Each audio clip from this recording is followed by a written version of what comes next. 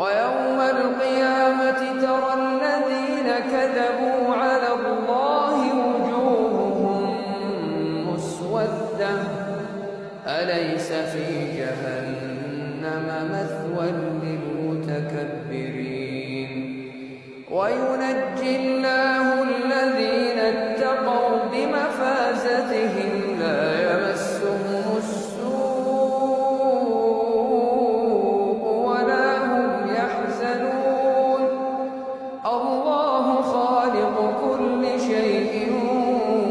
وهو على كل شيء وكيل له مقاليد السماوات والأرض والذين كفروا بآيات